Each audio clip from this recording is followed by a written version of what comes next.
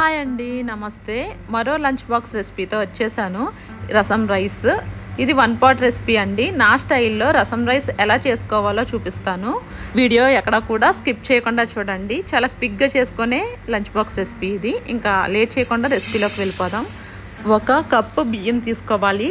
250 ml cup బియ్యం తీసుకోవాలి. ఒక 3 టేబుల్ స్పూన్స్ కందిపప్పు తీసుకోవాలి. ఈ రెండు మంచిగా వాష్ చేసుకొని వాటర్ వేసుకొని ఒక హాఫ్ అన్ అవర్ ముందు నానబెట్టుకోండి. ఒకవేళ టైం లేదు అంటే అప్పటికప్పుడైనా చేసేసుకోవచ్చు. పీల్ తీసేసిన వెల్లుల్లి 4 రెమ్మలు వేసుకోండి. నా దగ్గర అవి పెద్దగా ఉన్నాయి కాబట్టి 4 వేసుకుంటున్నాను. చిన్న వెల్లుల్లి అయితే 6 వేసుకోండి. తర్వాత 1 టీ స్పూన్ మిరియాలు వేసుకోండి. తర్వాత 1 టీ స్పూన్ జీలకర్ర వేసుకోవాలి. వేసుకొని వీటన్నిటిని దంచుకోవాలి. రఫ్గా దంచుకోండి, మరి పేస్ట్ లాగా అవసరం లేదు. కచ్చాబచ్చాగా అయితే చాలు. ఈ విధంగా చూపిస్తున్నాను కదా, ఈ విధంగా దంచుకుంటే సరిపోతుంది. దీన్ని ఇప్పుడు పక్కన పెట్టేసుకుందాం. ఇప్పుడు స్టవ్ మీద ప్రెషర్ కుక్కర్ పెట్టుకొని అందులో ఒక 2 టేబుల్ స్పూన్లు నెయ్యి వేసుకోండి. ఒకవేళ నెయ్యి ఇష్టం లేదు అనుకుంటే ఈ ప్లేస్లో ఆయిల్ వేసుకోవచ్చు. నెయ్యి అయితే కమ్మగా ఇంకా చాలా బాగుంటుంది.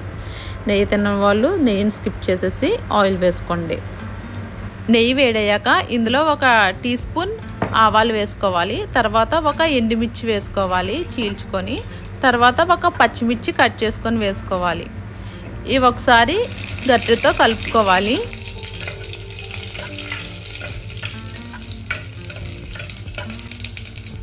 ఇప్పుడు ముందుగానే దంచి పెట్టుకున్న వెల్లుల్లి మిశ్రమం ఉంది కదా, దాన్ని కూడా ఇందులో వేసేసుకోవాలి. వేసుకొని మొత్తం అంతా కలిసేలాగా బాగా కలుపుకోవాలి. ఈ ప్రాసెస్లో ఇది వెల్లుల్లి వేసాక కలిపేటప్పుడు స్మెల్ చాలా అద్భుతంగా వస్తుందండి. తర్వాత అది కొంచెం ఫ్రై అయ్యాక 2 మీడియం సైజుల టమాటాలు చిన్న చిన్న ముక్కలుగా కట్ చేసుకొని వేసుకొని అంతా కలిసేలాగా కలుపుకోవాలి. టమాటా ముక్కలు బాగా మగ్గాలి. ఇప్పుడు టేస్ట్కి తగ్గట్టు ఉప్పు వేసుకోవాలి. తర్వాత అందులో 1/4 టీ స్పూన్ పసుపు వేసుకోవాలి. ఆ తర్వాత మీ దగ్గర రసం పౌడర్ ఉంటే రసం పౌడర్ వేసుకోండి. రసం పౌడర్ లేకపోతే సాంబార్ పొడి ఉంటుంది కదా, సాంబార్ పొడి 2 టీ స్పూన్లు వేసుకొని అంతా కలిసేలాగా బాగా కలుపుకోవాలి. అంతా బాగా కలుపుకున్నాక టమాటాస్ బాగా సాఫ్ట్గా కుక్ అయ్యేంత వరకు వదిలేయాలి. తర్వాత 1 రెమ్మ కరివేపాకు వేసుకొని మంచిగా కలుపుకోవాలి. తర్వాత ముందుగానే నానబెట్టుకున్న చింతపండు రసం కూడా వేసేసుకోవాలి. వేసుకొని ఒకసారి అంతా బాగా మిక్స్ చేసుకోవాలి. ఇప్పుడు మనం నానబెట్టుకున్న బియ్యం పప్పు ఇందులో వేసేసుకొని అంతా బాగా కలిసేలాగా ఒకసారి బాగా కలుపుకోవాలి. ఒకసారి అంతా బాగా కలిపేసుకున్నాక ఇప్పుడు మనం 1 కప్పు బియ్యం వేసుకున్నాం కాబట్టి 6 కప్పులు నీళ్లు వేసుకోవాలి. ఇలాగా 6 కప్పులు నీళ్లు వేసుకోవడం వల్ల అన్నం చాలా గుజ్జుగా చాలా బాగా వస్తుంది. ఇలాగా 6 కప్పులు నీళ్ళు వేసుకున్నాక ఒకసారి కలుపుకొని ఇప్పుడు ఏదన్నా ఉప్పు అడ్జస్ట్ అవ్వకపోతే అడ్జస్ట్ చేసుకోవచ్చు. 1 బాయిల్ రాగానే కుక్కర్ విజిల్ పెట్టేసుకోవాలి. కుక్కర్ విజిల్ పెట్టుకున్నాక 7 విజిల్స్ వచ్చేంత వరకు కుక్ చేసుకోవాలి. 7 విజిల్స్ కంప్లీట్ అయిపోయాక స్టవ్ ఆఫ్ చేసుకొని ప్రెషర్ అంతా సెటిల్ అయ్యాక మూత ఓపెన్ చేసి చూడండి.